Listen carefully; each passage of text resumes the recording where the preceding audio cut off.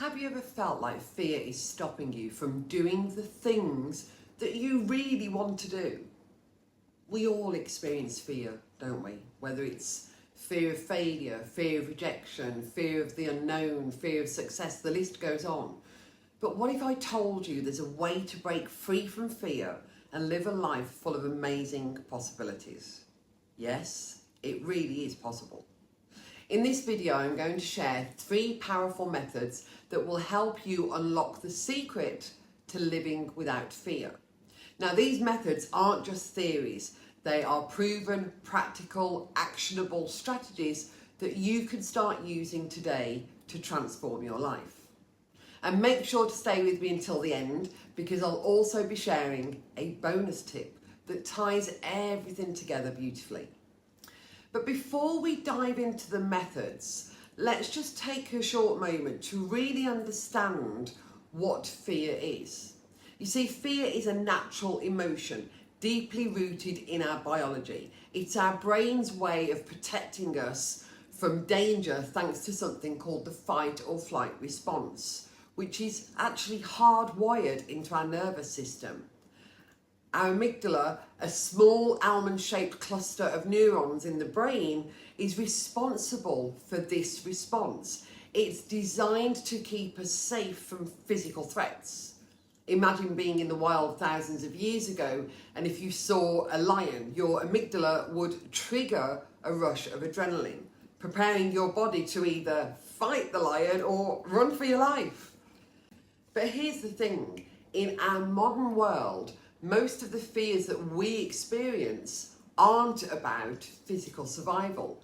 They're about psychological survival. The fear of failure, rejection, of the unknown, fear of judgment. It's almost like these aren't life-threatening, but they can feel like they are because our brain reacts to these situations in much the same way as it would to a physical threat. These fears can paralyze us, keeping us stuck in our comfort zones and stop us from pursuing the passions and dreams that we hold deep within. But here's the good news. Because these fears aren't rooted in physical danger, we have the power to change how we respond to them. Understanding this is the first step toward living a fear-free life. Think about it. How many times has fear stopped you from doing something you really, really want to do? Maybe you didn't apply for that dream job because you feared rejection, or you didn't ask someone out on a date because you feared embarrassment if they said no. The key is recognizing that these fears, whilst real, are often based on imagined scenarios. And the best part, you have the power to change that. Another way that I like to think about it is that fear is like a road sign that tells you, hey, you're about to step out of your comfort zone. And that's a good thing, because remember, growth happens outside of your comfort zone. So instead of avoiding fear, welcome it, embrace it as a sign that you're on the road to the right journey, the right destination. And now that we know fear is a natural response designed to protect us from danger, let's get real for a moment. Can we eliminate fear once and for all? Well, anyone who says you can, don't believe them. You see, we know now that fear is a physiological response. Our mind is designed to protect us. So how can we change it? The reality is we can't. We can't change the physiological response. But what we can change, and this is one of the most important principles to note, is our relationship with fear. That's what we can change. We can learn to have fear, but not let fear have us. In essence, we can't eradicate fear, but we can learn to dance with it, with us taking the leading role. So let's move on to the 3 methods that I promised at the start. The first method to live a fear-free life is to reframe your fear. Reframing is a powerful psychological tool that involves changing the way that you interpret or view a situation. So instead of seeing fear as a signal to stop, We start seeing it as a guide, a sign that you're about to grow. Let me just share with you a very brief story. Years ago, I had a crippling fear of public speaking. The very thought of standing in front of an audience, speaking to people, made my heart race, my palms sweat. But one day I asked myself, what if this fear is actually a sign that public speaking is something important to me? That one question changed everything for me. I started to see my fear as an opportunity to grow, rather than something to avoid. And here's how you too can start reframing your fears. The next time you feel fear, pause and ask yourself 3 very powerful questions. The first, what is this fear trying to teach you? The second, what positive outcomes could result if I face this fear? And number 3, what's the worst thing that could happen? And is it really that bad? Let's walk through an example together. So imagine for a moment you're afraid of starting your own business.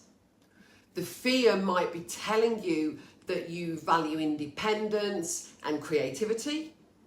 The potential positive outcomes could include financial freedom, personal satisfaction, and making a difference in the world. And what's the worst thing that could happen? Maybe the first attempt doesn't succeed, but you'll learn so many valuable lessons and gain experience that will help you in the future. You see, reframing fear as an opportunity for growth doesn't mean the fear disappears overnight. It means that you shift your perspective and start to see fear as a signal that you're on the right path, the path towards something that truly matters to you. And remember, growth often happens outside of our comfort zone. So if you're feeling fear, it could be a beautiful sign that you're about to experience a wonderful breakthrough. As a reminder, fear is something that everyone faces, regardless of their success. Consider Michael Jordan for a moment, who once said, I can accept failure. Everyone fails at something, but I can't accept not trying. Jordan used his fear of failure as a motivation to become one of the greatest basketball players of all time. You too can harness your fears and turn them into a driving force for achievement, just as he did. Another example is if you think of Thomas Edison, who famously said, I have not failed. I've just found 10,000 ways that won't work. Edison reframed failure as a necessary part of the discovery process, which then allowed him to persist until he finally succeeded in creating the light bulb. Imagine if he had let the fear of failure stop him. Our world today might be a very, very different place. The second method is all about practicing mindfulness and staying present. Fear often takes root when our minds dwell on the past or worry about the future, things that haven't yet been. When we're thinking about past failures or imagining worst case scenario for the future, fear takes hold. But here's the good news. Fear can't survive or exist in the present moment. When you're fully present, fear has no room to grow. Let's explore how mindfulness can help you stay grounded and diminish fear. Mindfulness is the practice of bringing your full attention to the present moment without judgment. It's about being fully engaged in what's happening right now, rather than being lost in thought about the past stuff or potential future things. So I want to invite you to do a simple mindfulness exercise with me. Wherever you are, unless you're driving, don't do it now, do it later. Close your eyes and take a deep breath in through your nose and slowly exhale through your mouth. And as you breathe, focus only on your breath. Notice the sensation of the air entering your body, filling your lungs, and then leaving your body as you exhale. If your mind starts to wander, gently bring it back to your breath. How do you feel? You see, even just a minute of mindfulness can make a huge difference. It helps you to connect with the present moment, where your true power lies. The more you practice mindfulness, the more you'll find yourself anchored in the now, and the less power fear will have over you. Remember, fear can't exist in the now. You can bring mindfulness into your everyday life in so many different ways. For example, when you're eating, really focus on the taste, the texture, and the smell of your food. Perhaps when you're walking, notice the sensation of your feet touching the ground and the sound and the rhythm of your steps. And what can you hear around you? By staying present, you're training your mind to focus on what's real and tangible, rather than getting lost in fear-based thoughts. Let's say you're about to give a presentation for your business or at work, and fear is creeping in. Instead of letting your mind run wild with thoughts of what might go wrong or what's going to not work out, try this. Take a few deep breaths and bring your attention back to the present moment. Focus on the material you're presenting, the knowledge you have, and the opportunity you have to share your ideas. As you stay present, you'll find that the fear starts to fade and it's replaced by a sense of calmness and clarity. As Thich Nhat Hanh said, the present moment is filled with joy and happiness. If you're attentive, you will see it. Remember, mindfulness is a practice. The more you do it, the more natural it will become, and the easier it will be to stay present and fear-free in any situation. Now, the third method is to take decisive action. You see, fear often paralyzes us because we remain stuck in a loop of overthinking and indecision. But the truth is, action is the antidote to fear. You see, when you take action, even small steps, you begin to dismantle the power that fear holds over you. Think about a time, for example, when you were afraid to do something, but you did it anyway. How did you feel afterwards? The chances are the fear diminished significantly once you took that first step. Why? Because action builds confidence and confidence erodes fear. So let's break this down into actionable steps. The first one is identify the smallest possible step that you can take forward towards your goals or dreams. Now, it doesn't have to be huge or bold, just something that moves you in the right direction. The second part is to commit to taking that action step immediately. You see, the longer you wait, the more time fear has to creep back in. And the third one is celebrate your progress. Every small victory deserves recognition, because every single action brings you one closer to your goal and dreams and further away from fear. So, for example, if you're afraid of starting a new business, your first small step might be something as simple as writing down your business idea or researching your market. Taking this small action creates momentum. The more actions that you take, the less space fear has to thrive. I remember working with a client and she was terrified of networking. She saw it as an incredibly daunting task and it filled her with potential fears of judgment and rejection. So we started small. So her first step was to simply attend a networking event without the pressure to speak to anyone. Just being there was her win. The next time she committed to introducing herself to just one person. Gradually her fear subsided and today she's a confident networker who has built incredible relationships in her industry. But it all started with that first small step. Remember, action doesn't just reduce fear, it builds a sense of accomplishment and resilience. Each step you take affirms your capability to handle whatever comes your way. So whenever you feel fear creeping in, ask yourself, what's one thing I can do right now to move forward?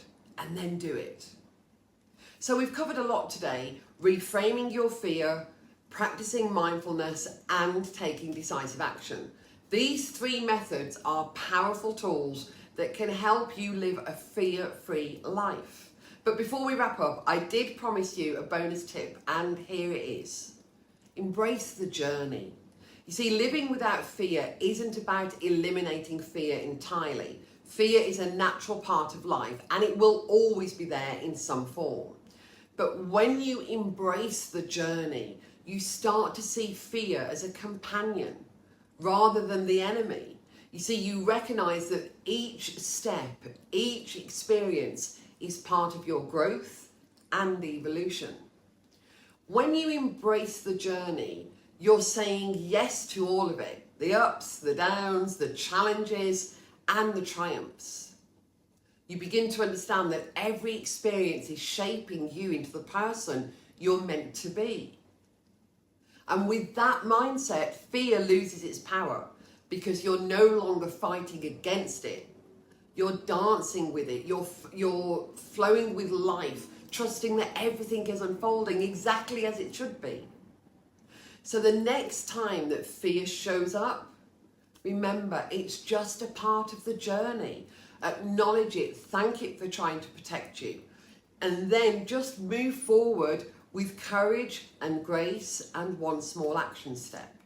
And there you have it, 3 powerful methods and a bonus tip to help you live a fear-free life. Remember, fear is natural, but it doesn't have to hold you back. You have got this. Thank you so much for joining me today. I hope these methods and tips empower you to step into your greatness and live a life without fear.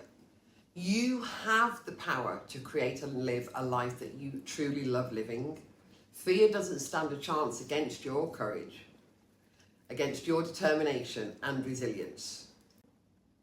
Thank you so much for joining me today. I hope these methods empower you to step into your greatness and live a life without fear. Remember, you have the power to create and live a life that you truly love living. Fear doesn't stand a chance against your courage, your determination, and your resilience.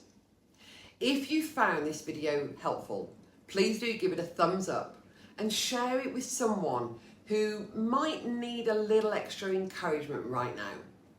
And if you haven't already, subscribe to the channel for more content like this. I'm here every week cheering you on, and I'd love for you to be part of our community. Until next time, embrace your fears and do it anyway.